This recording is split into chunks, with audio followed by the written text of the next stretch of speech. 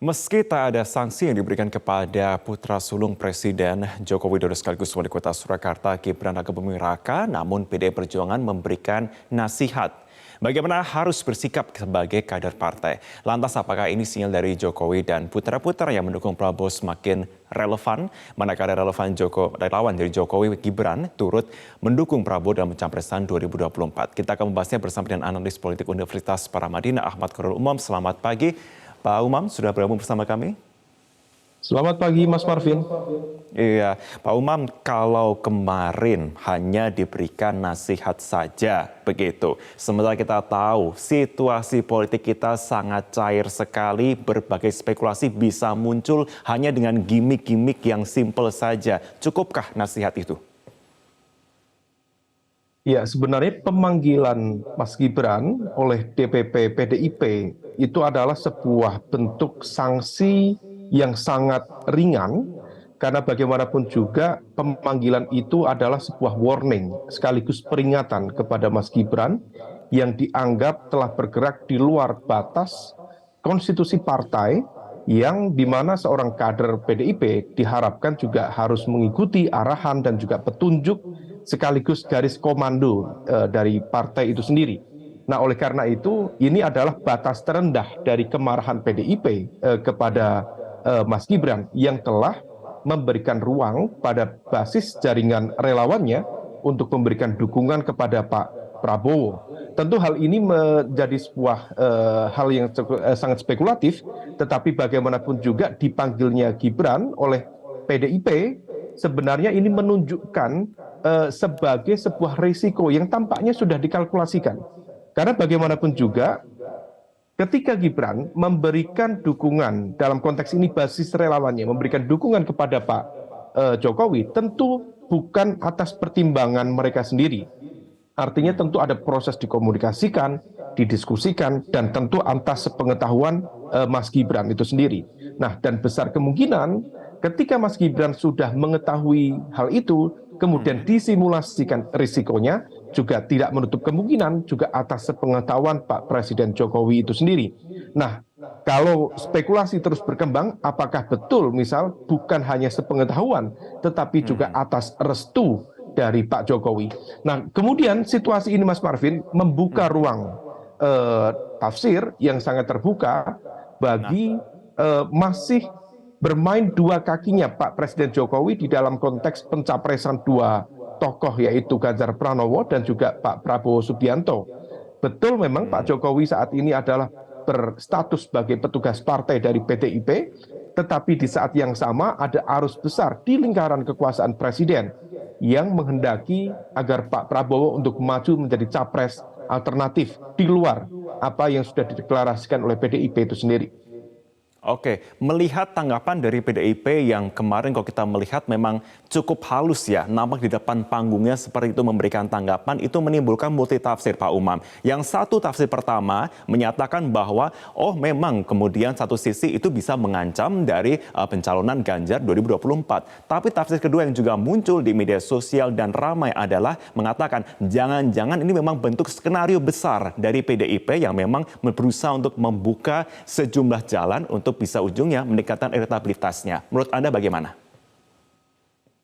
Bisa saja masing-masing kemudian memberikan tafsir, tetapi bagaimanapun juga pemanggilan Gibran oleh DPP PDIP adalah sebuah bentuk respon sekaligus reaksi dari PDIP yang melihat pergerakan dari pergerakan dari Mas Gibran dan berbagai jaringan pro relawan Jokowi ternyata di luar ekspektasi yang sudah direncanakan. Oleh karena itu ketika kemudian disampaikan ada sejumlah basis relawan yang kemarin mengatasnamakan pelaksanaan musyawarah rakyat, ternyata betul di dalam hasil endingnya menempatkan Pak Prabowo Subianto sebagai pemenangnya. Saya masih ingat hasil tabulasinya menempatkan Pak Prabowo dari angka 20, sekian persen, disusul oleh Pak Ganjar Pranowo di angka 19%, kemudian Pak Erlangga Hartarto di angka 12%. Memang garisnya tipis, 20 dan 19. Tetapi penempatan Pak Prabowo di posisi puncak hasil musra, di mana musra sendiri dilakukan oleh Projo dan 18 relawan yang lain, dan dihadiri oleh Presiden Jokowi, maka ada bobot politik yang cukup besar. ada pesan psikologis yang cukup besar bahwa keterbelahan basis kekuatan relawan Jokowi dalam dukungan terhadap Ganjar dan terhadap Prabowo ternyata memang betul-betul terjadi. Artinya faksionalisme di dalam basis mesin politik relawan yang selama ini cukup solid memberikan dukungan kepada Pak Jokowi ternyata mengalami faksionalisme yang cukup clear, cukup terbuka. Nah, hal ini mengindikasikan beberapa hal, Mas Marvin. Pertama, apakah betul pergerakan mereka diberikan ruang yang begitu terbuka oleh Presiden, sehingga kemudian ada pembelahan yang sangat terbuka, ataukah sebenarnya pembelahan di basis jaringan relawan Jokowi sendiri juga atas sepengetahuan Pak Jokowi? Karena setahu kita, ada proses komunikasi yang cukup intens antara sejumlah basis relawan dengan Pak Jokowi sendiri. Hal itu dibuktikan, dikonfirmasi oleh kehadiran Pak Jokowi di acara penutupan musra kemarin, dan Pak Jokowi menyampaikan pidato yang sangat lepas, seolah beliau tidak memiliki beban ketika bicara di hadapan basis relawannya. Dan itu sangat berbeda ketika beliau berada di tengah-tengah forum besar di PDIP misalnya, yang tampak begitu kalem, tampak begitu pendiam, dan membatasi ruang bicaranya. Tetapi di hadapan para relawannya, Pak Jokowi tampak begitu lepas. Nah, hal ini yang kemudian membuka ruang spekulatif. Dan tampaknya kalau misal memang Pak Jokowi memberikan dukungan secara clear kepada Pak Ganjar Pranowo yang dicapreskan oleh PDIP, maka seharusnya sifatnya instruktif.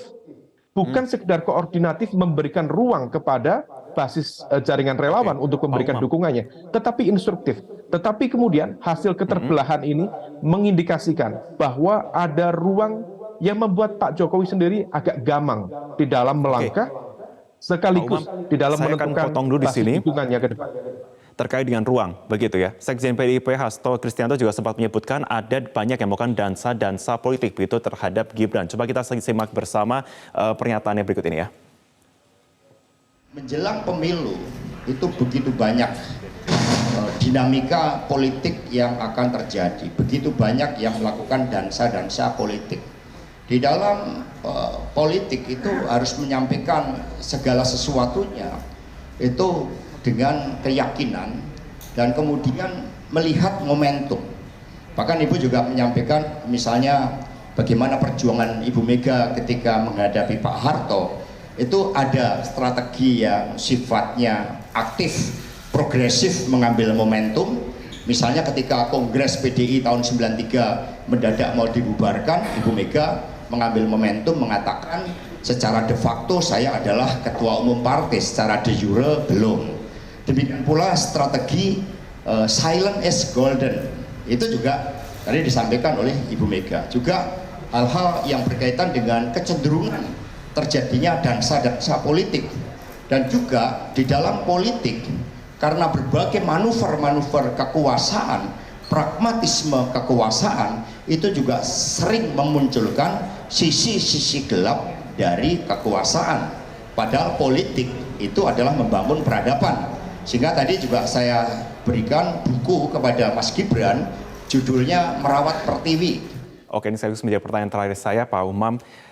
Kenapa Gibran begitu yang diposisikan untuk ditargetkan sebagai dansa politik begitu ya? Apakah satu karena memang posisinya memang kuat begitu yang memegang basis utama Solo dikatakan kandang banteng, atau kedua ada agenda khusus yang memang diproyeksikan, katakanlah seperti perhitungan-perhitungan yang mengatakan bahwa Gibran berpotensi maju ke depannya sebagai pemegang Jawa Tengah, Pak Umam?